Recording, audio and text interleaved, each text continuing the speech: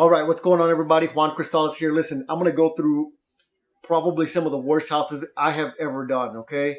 At this point, I've done about 120 flicks and flips here in the Houston area. This particular one is in an area of town called Sunnyside. Sunnyside is a transitionary area. It's not necessarily it's not gentrification.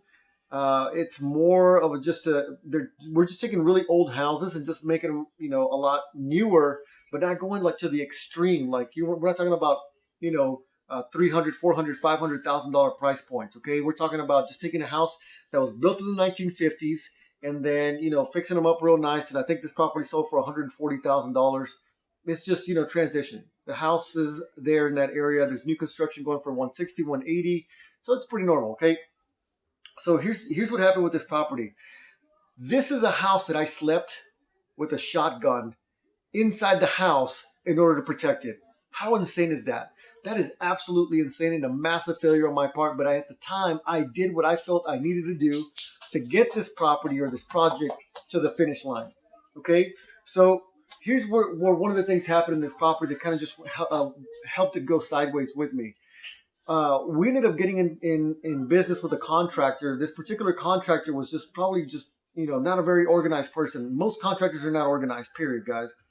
It's incumbent upon us, the real estate investor, the guy who's actually the owner, or the girl who's the actual owner of the property, to be organized on behalf of everybody else in the program. Now, it's not super complex type stuff, I would say, but at the same time, it is a little bit complex. And when you add complexity and you add disorganization or lack of organization, that's when you begin to have a lot of problems. Okay, this contractor really just was not very good at communicating, was not very good at planning, and just shot from the hip, and it was very, very difficult to work with this guy. Okay, so that was number one. The second thing was, I'm not sure exactly what happened with him and the people he was employing or paying, but the subs, people call them subs, but basically they're the subcontractors. We hired the contractor guy to do the entire house, and then he hires people underneath him called subs. These people, I guess, had a situation or a riff with the guy, and so he calls me up. He's like, "Hey, man, you're not gonna believe what happened." I'm like, "What's the deal, dude?" He's like, "Man, I got into an argument with one of the contractors. I didn't like the work they were doing, and I told him I wasn't gonna pay him. And I think the guy came back and put a stopper in the tub, or put an old rag or a t-shirt or something in the tub, and left the water running. And now the water level, obviously, in the tub is overflowing, and there's water all over the floor. And the nice wood floors that we were trying to save, because we were trying to save these nice 1950 solid wood floors, probably going to be permanently damaged." And so instantly I go into reaction mode, and I go over there to try to assess the situation, try to figure out what the heck's going on. And sure enough, there's water all over the place.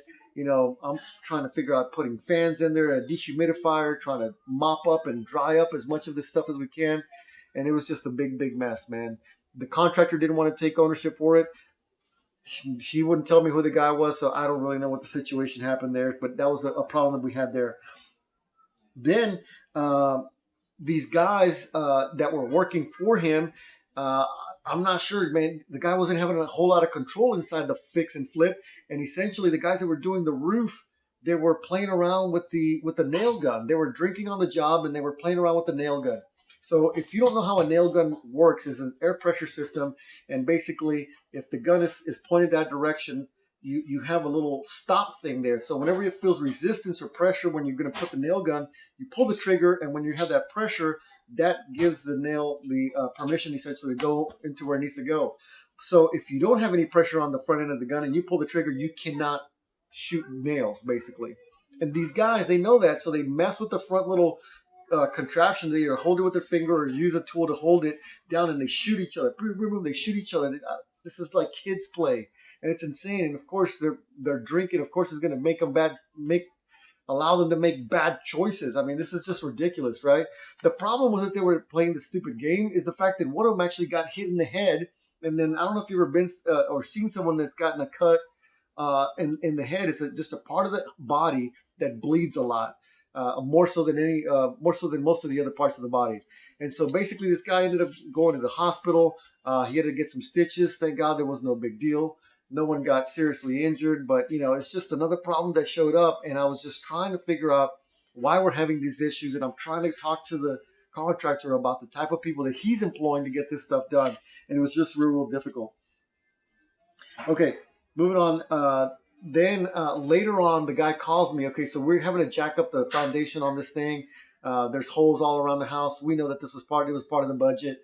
And one of the things in these houses from the 1950s that you have to be very, very careful about is the plumbing.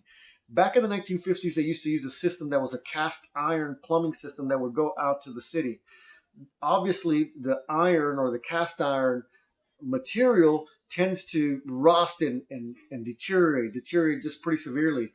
And so what was happening, as in most kitchens basically have a sink, and then there's a window right there. And the window sees to the outside of the house or the front of the house, what have you. And that's just the way the houses are made. And so for this particular house, right where the sink was, the kitchen sink was, every time someone washed dishes, somebody did the dishwasher or whatever, when the water would evacuate out of the house, it would go into this cast iron pipe that would go out to the city. The problem is that whenever it got dug up, there was a hole literally the size of a basketball in this cast iron pipe, and this is just another expense that we did not realize. If you have any experience flipping houses from the 1950s, now every single time is the house from the 1950s, it probably has cast iron piping. If it has cast iron piping, we probably have to replace it. So I'm adding an additional, $3,500 to $4,500 of new plumbing lines to go all the way out to the city that I was not expecting. No one helped me with. Nobody really just kind of prepared me for. And now we have this additional expense. Now we have the property, kind of the foundations done. We got the new plumbing in. We've got the electrical. We had to do the insulation. We had to do the siding. We had to do the roof. We had to do new windows. All the sheetrock is in. The cabinets are in on the kitchen. I'm getting close to the finish line. The countertops are in. We have the granite countertops. And I'm beginning to see the end zone. I'm glad that we're moving forward. I'm glad that we're getting this thing closer to the finish line. Here's what happened at this stage of the game. This thing is like getting close to being finished. I'm excited about it.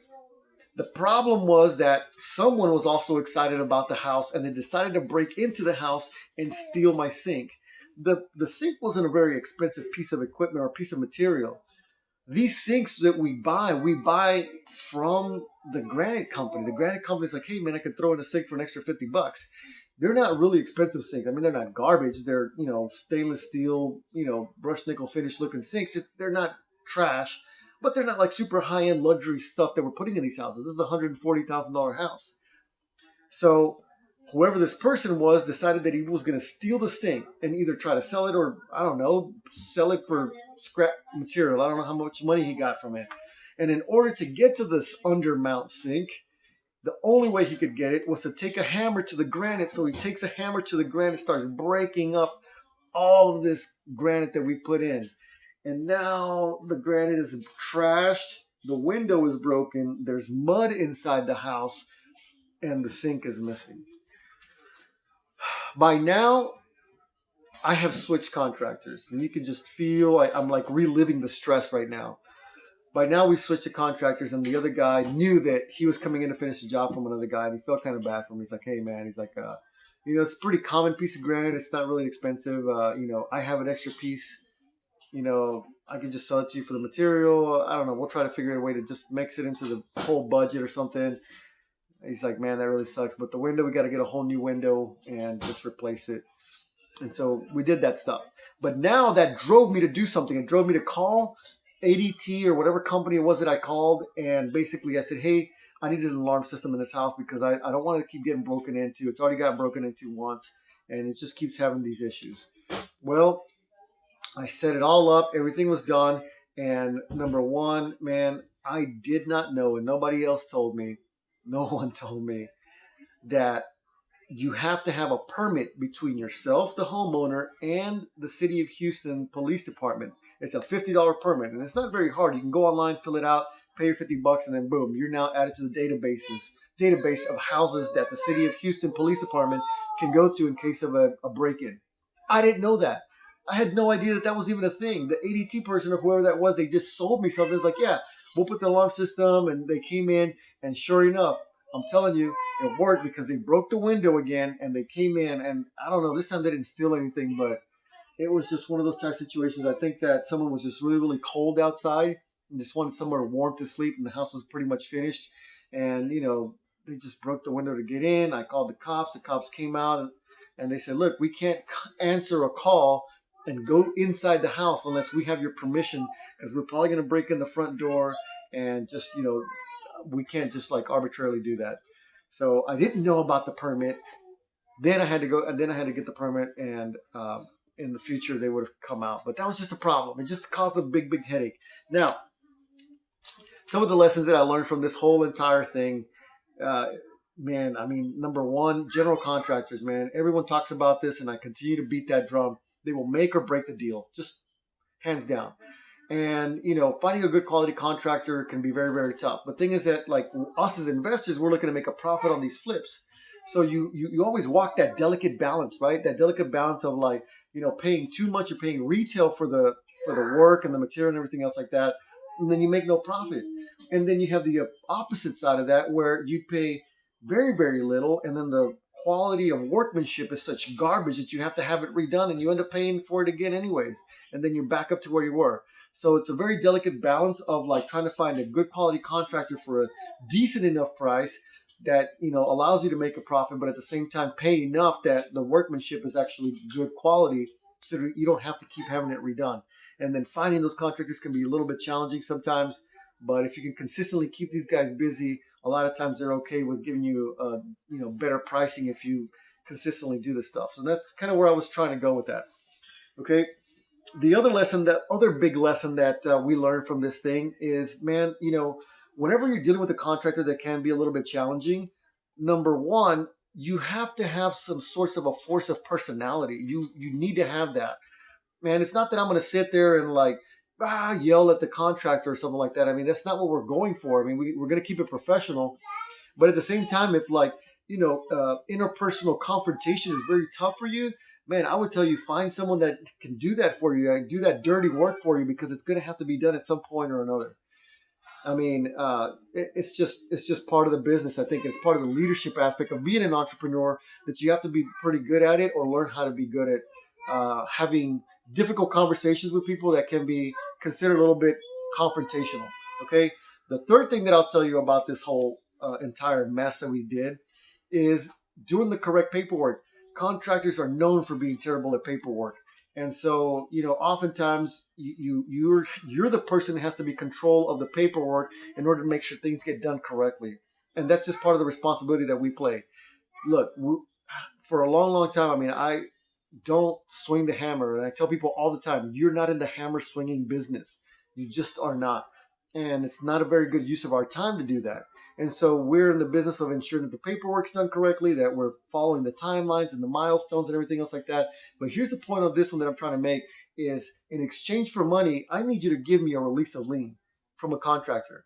Okay, especially at the very beginning, if you're just barely getting to know a contractor, which is one of the things that we did on this deal that actually is good, is that, hey, I need a release of lien for the same amount of money that I'm giving you right now. Because what happens is that if you don't do that stuff, a contractor can argue that you have not paid them. And essentially what they can do is they can go to the courthouse and ask for a mechanic's lien. And that mechanic's lien is going to basically attach to the property because the contractor says he hasn't been paid for work that you guys have contracted to do together.